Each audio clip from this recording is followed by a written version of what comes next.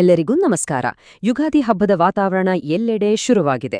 ಈ ಹೊಸ ಸಂವತ್ಸರದ ಆರಂಭದಲ್ಲಿ ವೃಷಭ ರಾಶಿಯವರ ಜೀವನದಲ್ಲಿ ಮಾರ್ಚ್ ತಿಂಗಳು ಏನೆಲ್ಲ ವಿಶೇಷಗಳನ್ನ ಹೊತ್ತು ತರುತ್ತಿದೆ ಅಂತ ನೋಡೋಣ ಬನ್ನಿ. ಯುಗಾದಿ ಅಂದ್ರೇನೆ ಹಾಗೆ ಅಲ್ವಾ, ಬೇವು ಬೆಲ್ಲ. ಜೀವನದಲ್ಲಿ ಕಷ್ಟ ಸುಖ ಎರಡನ್ನೂ ಸಮನಾಗಿ ಸ್ವೀಕರಿಸಬೇಕು ಅನ್ನೋದು ಅದರ ಸಂದೇಶ. ಈ ತಿಂಗಳು ಗ್ರಹಗಳ ಪ್ರಭಾವ ಕೂಡ ಹೆಚ್ಚು ಕಡಿಮೆ ಇದೇ ರೀತಿ ಇದೆ. ಸರಿ, ಹಾಗಾದ್ರೆ ಈ ಗ್ರಹಗಳ ಆಟದಿಂದ ನಮ್ಮ ಹಣಕಾಸು, ಕೆಲಸ, ಆರೋಗ್ಯದ ಮೇಲೆ ಎಂಥ ಪ್ರಭಾವ ಬೀಳುತ್ತೆ ಅದನ್ನೇ ಈಗ ಡೀಟೇಲ್ ಆಗಿ ನೋಡೋಣ ಬನ್ನಿ. ಸರಿ, ಮೊದ್ಲು ನಾವು ಈ ತಿಂಗಳ ಭವಿಷ್ಯಕ್ಕೆ ಅಸಲಿ ಕಾರಣ ಏನು ಅಂತ ನೋಡೋಣ. ಅಂದ್ರೆ ಯಾವ ಗ್ರಹಗಳು ಎಲ್ಲೆಲ್ಲಿ ಸಂಚಾರ ಮಾಡ್ತಿವೆ ಅನ್ನೋದು ತುಂಬಾ ಮುಖ್ಯ. ಇಲ್ಲಿ ನೋಡಿ, 3 ದೊಡ್ಡ ಬದಲಾವಣೆಗಳು ಆಗ್ತಾ ಇವೆ. ಇದರಲ್ಲಿ ಅತಿ ಮುಖ್ಯವಾಗಿ ವೃಷಭ ರಾಶಿಯ ಅಧಿಪತಿ ಇದಾನಲ್ಲ ಶುಕ್ರ, ಅವನು ತನ್ನ ಉಚ್ಚ ಸ್ಥಾನಕ್ಕೆ ಹೋಗ್ತಿದ್ದಾನೆ. ಇದು ಸಖತ್ ಪಾಸಿಟಿವ್ ಸೈನ್ ಗೊತ್ತಾ? ಸರಿ, ಈ ಎಲ್ಲ ಗ್ರಹಗಳ ಓಡಾಟದಿಂದ ವೃಷಭ ರಾಶಿಯವರಿಗೆ ಈ ತಿಂಗಳು ಒಟ್ಟಾರೆ ಹೇಗಿರುತ್ತೆ ಅಂತ ಒಂದು ದೊಡ್ಡ ಪಿಕ್ಚರ್ ನೋಡೇ ಬಿಡೋಣ. ಹೌದು, ನೀವು ನೋಡ್ತಿರೋದು ಕರೆಕ್ಟ್. 90%. ಅಂದ್ರೆ ಈ ತಿಂಗಳು ಬಹುತೇಕ ಎಲ್ಲವೂ ನಿಮ್ಗೆ ಅನುಕೂಲಕರವಾಗಿರುತ್ತೆ. ಇದು ನಿಜವಾಗ್ಲೂ ಒಂದು ಅದ್ಭುತವಾದ ಸಮಯ ಅಂತಾನೆ ಹೇಳ್ಬೋದು.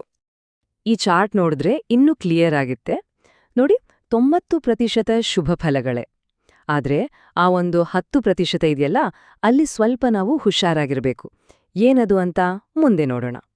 ಸರಿ, ಈಗ ಒಂದೊಂದೇ ವಿಚಾರವನ್ನ ಡೀಟೇಲ್ ಆಗಿ ನೋಡೋಣ.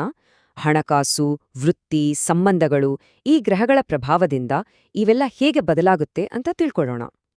ಮೊದಲನೇದಾಗೆ ಒಂದು ಸಿಹಿ ಸುದ್ದಿ. ಹಣಕಾಸಿನ ವಿಚಾರದಲ್ಲಿ ಈ ತಿಂಗಳು ನಿರೀಕ್ಷೆಗೂ ಮೀರಿ ಚೆನ್ನಾಗಿರುತ್ತೆ. ಇದೊಂದು ಸುವರ್ಣಾವಕಾಶದ ಸಮಯ ಅಂತಾನೆ ಹೇಳಬಹುದು.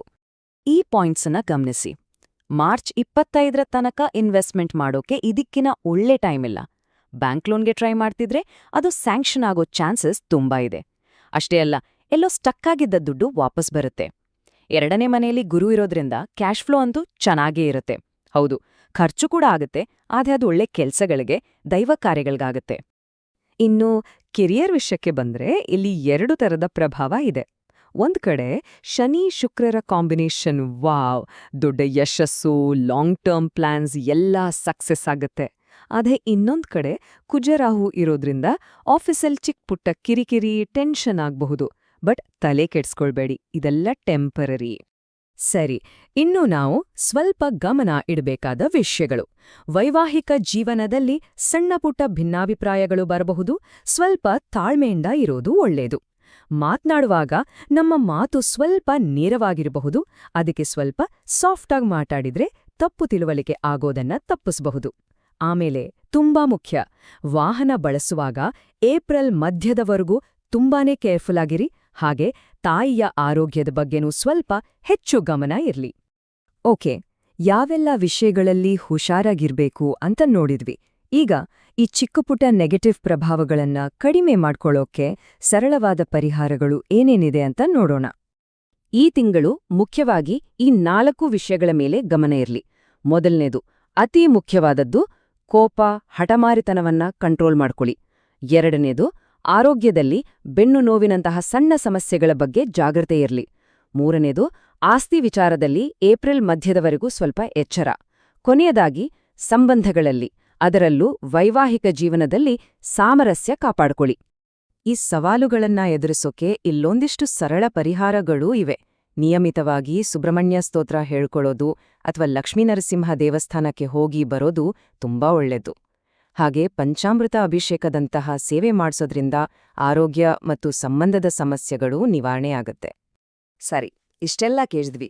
ಈ ಇಡೀ ತಿಂಗಳ ಮಾರ್ಗದರ್ಶನವನ್ನ ಒಂದೇ ಒಂದು ವಾಕ್ಯದಲ್ಲಿ, ಒಂದು ಮಂತ್ರದ ರೂಪದಲ್ಲಿ ಹೇಳೋದಾದ್ರೆ ನೋಡಿ, ಕೋಪವನ್ನು ನಿಯಂತ್ರಿಸಿ, ಅವಕಾಶಗಳನ್ನು ಬಳಸಿಕೊಳ್ಳಿ, ಆರೋಗ್ಯವೇ ಮಹಾಭಾಗ್ಯ. ಇದು ಈ ತಿಂಗಳ ಸಕ್ಸಸ್ ಮಂತ್ರ. ಸಿಕ್ಕ ಅವಕಾಶಗಳನ್ನ ಸರಿಯಾಗಿ ಬಳಸ್ಕೊಳ್ಳಿ, ಕೋಪವನ್ನ ಬಿಟ್ಬಿಡಿ, ಆರೋಗ್ಯವನ್ನ ಚೆನ್ನಾಗಿ ನೋಡ್ಕೊಳ್ಳಿ. ಎಲ್ಲರಿಗೂ ಯುಗಾದಿ ಹಬ್ಬದ ಹಾರ್ದಿಕ ಶುಭಾಶಯಗಳು. ಎಲ್ಲರಿಗೂ ಒಳ್ಳೆಯದಾಗ್ಲಿ.